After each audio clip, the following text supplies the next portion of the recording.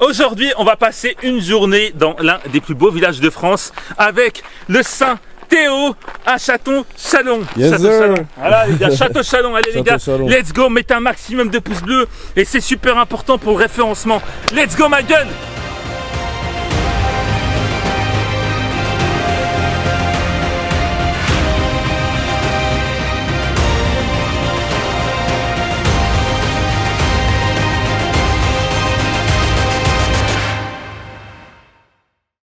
Mais ouais gros, allez, on rentre à Château-Chalon gros. Let's go. À l'entrée du village. Voilà, c'est ça qu'on veut. Bon bah les gars, c'est pas pour aujourd'hui. Bon, là on arrive à l'entrée de Château-Chalon. On va vous montrer le village, on va vous montrer un peu à quoi ça ressemble Château-Chalon. Pourquoi les gars, c'est l'un des plus beaux villages de France. Et pourquoi les gars, il faut aller le visiter. Il faut savoir, hein, il y a quand même pas mal de... Comme Théo l'a dit, ou l'a sûrement pas dit, hein Théo. Putain, tu l'as pas dit. Qu'il y a beaucoup de touristes qui viennent de toute la France, enfin vraiment. De plus en plus avec les chaleurs maintenant. Exactement. Les gens du sud de Paris et tout, au lieu d'aller dans le sud, maintenant ils viennent ici. Voilà, exactement. Ils viennent visiter en fait Château-Chalon. Il y a les lacs, il y a les villages communaux. Voilà, c'est ça. C'est ça, exactement. Donc on est parti ma gueule. Let's go baby. Et je suis sûr que tu vas pas savoir, ça vient d'où le nom? De Château-Chalon? Ouais. Non, je sais pas gros. En plus je t'ai montré quand on est allé à la main hier, je t'ai dit pourquoi. Mais je crois que c'était un empereur. Regarde. C'était un romain, non? C'est un romain qui a. Non, regarde. Bah peut-être. Bah, c'est sûr que c'était un duc ou un. Non, c'était un empereur romain. Comme ça. Non, je te jure, c'est un empereur romain qui a demandé, les gars, la création de la ville de Chalon. De Château-Chalon. Tu vois, je me suis renseigné un peu, mais je sais plus le nom de l'empereur. C'est mytho, toi. La tête de mère, c'est vrai. Oh, je vous mettrai le nom de l'empereur. Moi, par déduction, regarde, on regardera et on mettra la preuve. Le monteur, il mettra, si c'est pas toi ou si c'est un autre monteur, on mettra la preuve en vidéo, gros.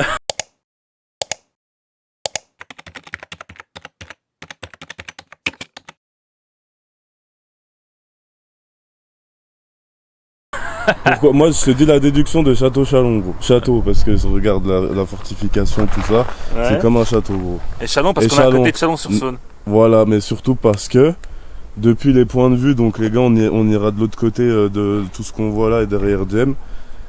Ouais. On voit Chalon tout simplement. Mais non, t'es pas sérieux. Bon, comme je vous explique, Château-Chalon c'est très connu. Et pour vous montrer, il y a des touristes, vous venez d'Ardèche, c'est bien ça? Oui. Ouais. Vous avez connu comment Château-Chalon du coup? Bon, par hasard, en regardant la carte. En regardant la carte? Ouais, on fait le tour du Jura. Ok. Et j'avais dans la tête qu'il fallait voir Château-Chalon. On a vu les cascades du Hérisson. Maintenant, okay. Vous avez connu comment Château-Chalon? Vous connaissez on s'est arrêté. On est passé. Tout le monde en fait connaît. On a vu la lumière. Passe par hasard. Passe par hasard. Oui. Là, mais le hasard fait bien. Ah bah oui, c'est incroyable. C'est incroyable. Non, on est avec des amis. Non, franchement, nous on connaît parce qu'on est jurassiens, mais je vous conseille vraiment ici parce que c'est quand même beau à voir. Ici, c'est quand même excellent. Vraiment. C'est pour ça qu'ils sont là. Hein. Ah bah oui, c'est. Surtout que, bon, le Jura, c'est pas la première destination pour le tourisme. Les gens, qu'est-ce qu'ils font? Ils descendent. Mais maintenant, il fait chaud de partout. Ça donc le Jura, on apprécie. C'est ce que je lui disais 5 minutes avant. Parce qu'il fait quand même moins chaud, quoi. Ouais, c'est ce que je lui disais 5 minutes avant. Ici, vous avez énormément de lacs, de rivières. Il y a le lac de Vouglans, on va vous le montrer d'ailleurs. C'est un des plus beaux lacs de France. Sur les lacs, on a vraiment de la chance. Exactement, ouais.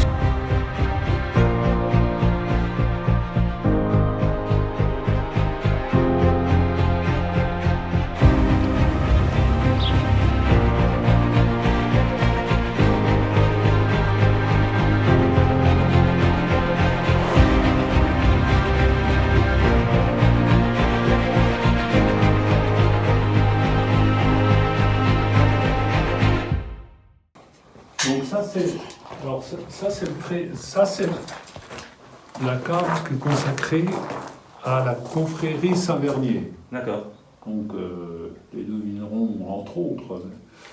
Saint-Vernier c'est le patron du vigneron. Ok. D'accord. Et donc tous les ans les vignerons préservent 3 clavelins qu'ils mettent dans le trésor pour les générations futures. D'accord, ok. Et une partie du trésor est là.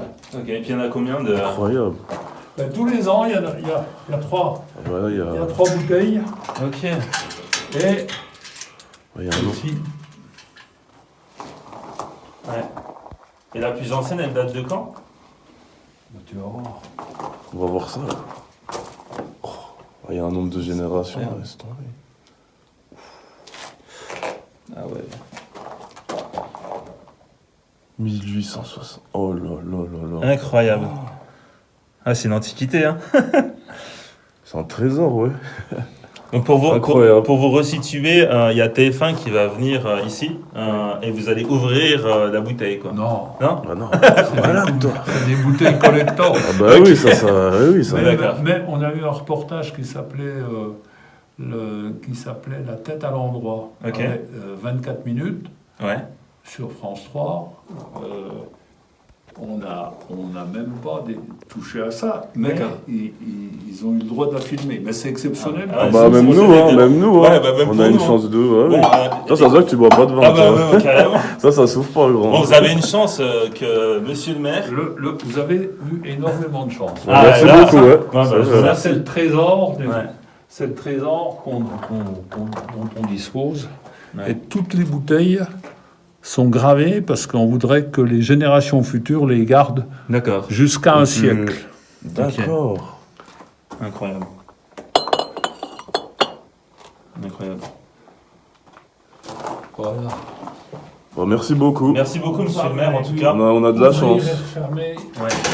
Vous montrer tout ça. En tout cas, j'espère que ça vous fait plaisir et merci à vous, monsieur le maire. On verra ce que vous allez en faire. Merci à vous. c'est ça, Vous inquiétez déjà. pas. Vous On verra inquiétez ce pas. que vous allez en faire. Merci à vous.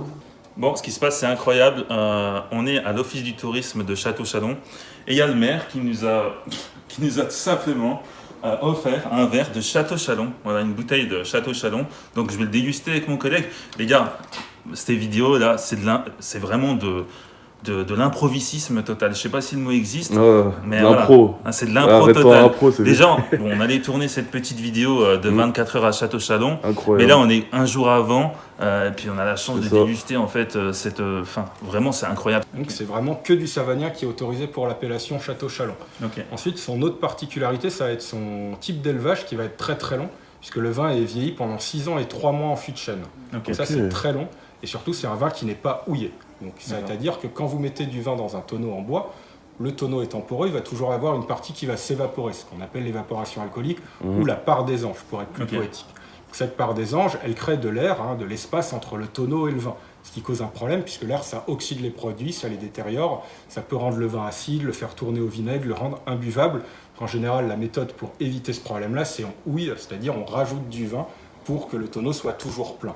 D'accord. Pour le vin jaune, on ne fait pas ça du tout. On va laisser la nature faire, on va laisser le vin s'évaporer, puisqu'on a les bonnes conditions climatiques, les bonnes caves pour ça, avec le savagnin en plus. Ça marche aussi avec le chardonnay, remarquez.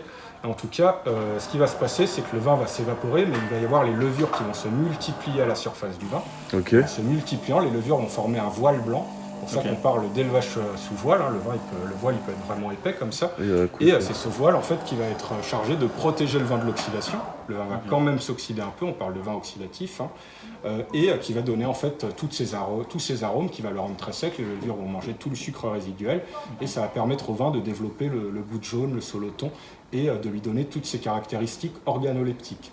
Et au niveau de la saveur, on est sur un profil qui est très typé, puisque le vin jaune, c'est un vin qui peut être difficile à appréhender parce que c'est un goût auquel on n'est pas forcément habitué. Voilà. Il faut aimer l'acidité et l'amertume à la fois. Et vous allez avoir une première attaque très acide, un peu sur la pomme verte, qui va vraiment vous marquer. Ensuite, ça va être plutôt sur l'amertume, la minéralité avec le goût, alors on appelle ça de silex ou pierre à fusil. Et ensuite, il va enfin s'ouvrir vers la noix, le champignon et le sous-bois, avec des notes un peu épicées en arrière-bouche. Et surtout, c'est un vin qui dure très longtemps. C'est-à-dire quand vous le buvez, voilà, vous allez voir que le goût est persistant. C'est pas un vin, vous le buvez, vous l'oubliez, il est parti tout de suite. Il reste imprégné. Il est vraiment très très marqué. Et voilà, quand on n'aime pas, c'est un problème, parce que c'est un vin qui peut être dur à appréhender, comme je l'ai dit. Si vous voulez avoir ce profil-là, mais en moins typé, il vaut mieux partir sur un savagnin sous voile, mais plus jeune, c'est-à-dire qu'il va être élevé moins de 6 ans, ou alors un chardonnay sous voile. On va avoir ces arômes particuliers, mais en moins typé. Après, le vin jaune, quand on sait l'apprécier, c'est un des plus grands vins du monde, ça, il n'y a pas de problème. Il a une longueur exceptionnelle. C'est un vin qui peut se garder une centaine d'années dans les bonnes conditions de cave. C'est ce qu'on a vu. 12 et 20 degrés, vraiment, c'est un vin qui va se bonifier, qui va gagner en rondeur, il va être moins acide, moins agressif, il va être mieux charpenté. Donc vraiment, c'est un vin qui vieillit très très bien. Autrefois, on les appelait les vins vieux ou les vins de garde. D'accord. Donc, à ce niveau-là, il n'y a pas de problème. Au niveau de l'accompagnement, ça va super bien avec tout ce qui va être fromage à pâte pressée cuite. Donc comté, évidemment, ici, un comté bien affiné. Un morbier, ça marche aussi. Après, les fromages de nos voisins aussi. De l'Abondance, du Beaufort, une raclette, avec du Mont d'Or. Voilà, une boîte chaude au Mont d'Or. Vous pouvez même mettre un petit peu de vin jaune dans la boîte. Avec de l'ail. Avec de l'ail, allez, pourquoi pas, on parfume à fond. Ça va très bien également avec la volaille à la crème. Ici, c'est le poulet au vin jaune et au mori, c'est la spécialité. En général, viande blanche, sauce crème champignon avec du vin jaune, ça s'équilibre très très bien. Le homard à l'armoricaine, la truite aux amandes aussi dans les exemples qui fonctionnent bien. Et même avec la cuisine épicée, type la cuisine indienne, un curry, un masala, même la cuisine thaïlandaise, tout ce qui va être porté sur les épices, parce que le vin est suffisamment puissant et a cette belle longueur en bouche qui fait qu'il ne va pas être cassé directement par les épices. Et il y en a qui l'aiment bien avec le foie gras, voilà, ça change des liquoreux, ça casse le côté un peu gras, parce que l'huile est très sec. Et du foie gras, une compotée de noix, quelques figues. Et c'est vrai que ça peut être pas. Ça se marie pas mal, ça change des vins sucrés. C'est sexy ça. C'est sexy. Donc tu veux goûter le vin jaune du coup? Ah oui. Alors c'est quoi tes premières impressions pour le vin jaune? Déjà l'odeur, moi je suis team vin jaune déjà. Ah ouais? Ça c'est un vrai là. Ouais voilà c'est ça. Moi déjà le rouge et tout, c'est qu'avec les pièces de viande ou quoi. Mais déjà l'odeur, c'est tout ce qu'il a décrit. L'acidité du fruit, la noix, tout ça. Ouais, la noix, il est bien marqué. Ouais, ça sent tout de suite. Ouais. C'est vraiment l'arôme qui est le plus, je trouve, le plus caractéristique. C'est la noix un peu fraîche.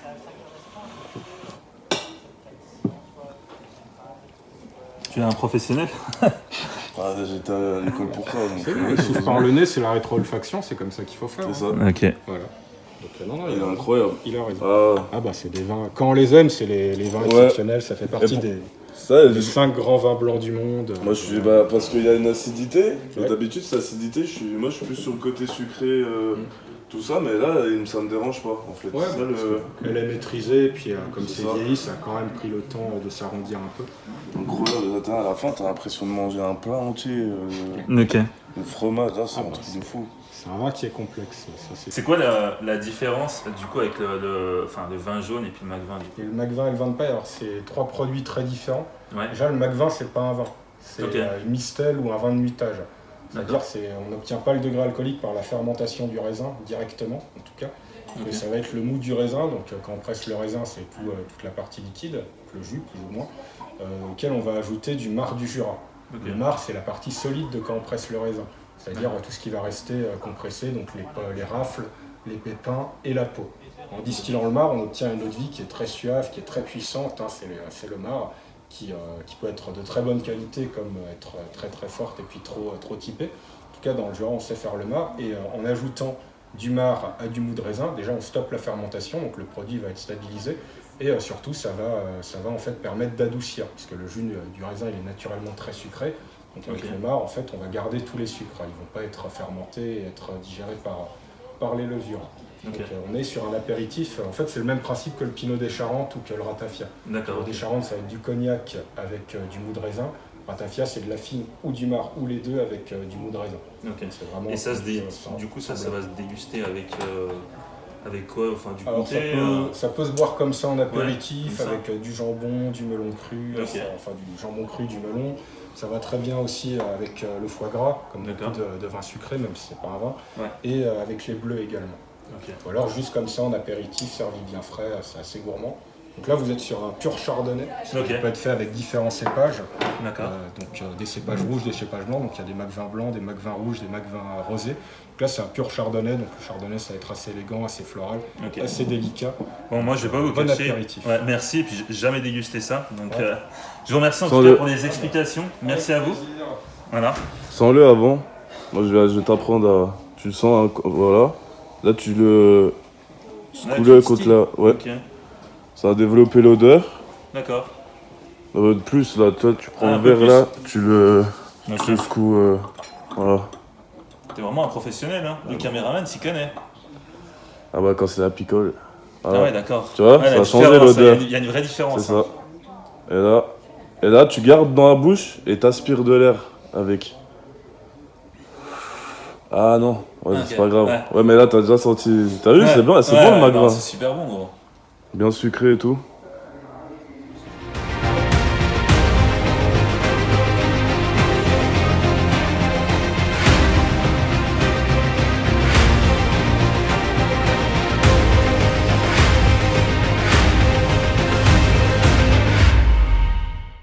Bon, là, on a l'église de Château-Chalon.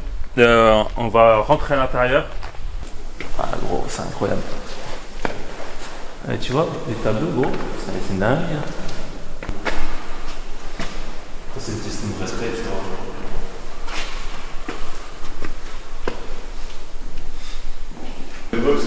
Ouais, c'est d'époque, gros. Ouais, parce que les tableaux, on n'arrive pas à les voir en soi. Là-bas, il y a une mauvaise luminosité. Tu vois? Ah, c'est incroyable, gros. Bah, ça a l'air, hein. Si tu viens toucher, en vrai, c'est comme de la craie. Tu vas voir? Ça fait comme de la craie. Ah ouais, gros. Ah ouais. Ouais, je te jure. Saint-Léger. Bon, ici, j'imagine, c'est pour se confesser. Hein. C'était de 13 qu'on se... Non, je crois que c'est là. Ah ouais? Ah non, c'est l'autre. Ah non, c'est ici, gros. Bah non, ça rien à... Ah oui, c'est, t'as raison. Tu rentres ici et tu te confesses sur tes péchés, je crois. Saint-Léger, évêque d'Autun. Autun, c'est en Bourgogne, tu vois. En fait, ouais, ça doit être les évêques. Je pense que c'est Il de... me semble, si je dis pas de conneries, comme ça je serais de beau gosse sur la vidéo, c'est les évêques de Bourgogne qui devaient avoir le village à l'époque. On fait ça avant tout pour la bénédiction de Dieu, Exactement. pour le bien-être de l'humanité et surtout pour les likes. Pouce bleu, lâche. Moi, je... Parce que maintenant les gars, vous connaissez, c'est l'algorithme. Exactement. On connaît comment ça se passe en 2024. Faut qu'on Et je pense que c'est s'en sorte important comme de... n'importe quel Français. Voilà. Voilà, donc faites pas chier, envoyez les likes, abonnez-vous, partagez. Et faut s'enregistrer dans les playlists, dans vos playlists personnelles, parce que ça aussi, ça joue sur l'algorithme. Donc Voilà. pensez-y les gars, merde. Allez-y. Putain. Ah, le caméraman, il pète un câble. Ouais, Ça y est, on lui a fait rentrer dans une église. Il est devenu fou. Bon, j'espère que cette petite péripétie dans l'église vous a fait plaisir. les gars, on va se caler à la main là, donc on va vous montrer la main. Et la avant main, de elle est vous incroyable. quitter. Ah bah ouais, gros. C'est le meilleur spot. C'est le meilleur spot de Château-Chalon, De gros. Château-Chalon. Oh.